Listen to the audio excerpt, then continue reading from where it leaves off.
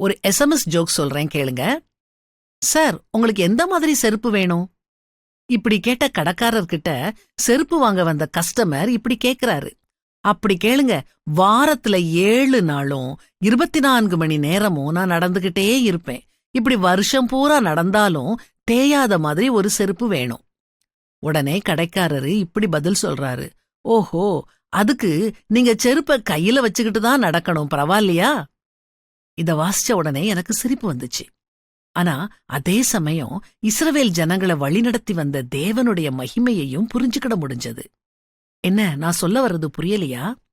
இஸ்ரவேல் ஜனங்கள் 40 வருஷமா வனாந்திர வழியில பிரயாணப்பட்டாங்க. அப்போ அவங்க போட்டிருந்த உடையும் செருப்பும் பழசே ஆகலன்னு நம்ம வேதாகமத்துல வாசிக்கிறோம். அறிவியல் ரீதியா நம்ம எவ்வளவோ முன்னேறி இருக்கிறோம்.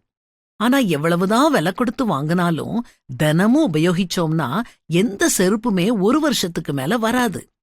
ஆனா 40 வருஷமா புது மெருகு குலையாம இஸ்ரவேல் மக்களோட செருப்பு இருந்ததுன்னா நம்முடைய தேவனுடைய மகிமையை என்னன்னு சொல்ல?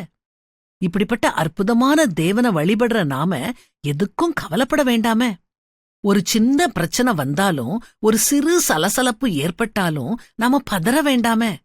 அனாவசியமா கண்ணீர், அழுகை, துக்கம், புலம்பல் இதெல்லாம் எதுக்கு? ஒரு சிறு விஷயத்தையும் பார்த்து பார்த்து செய்யற தேவன் நம்முடைய தேவைகளை பூர்த்தி செய்ய மாட்டாரா?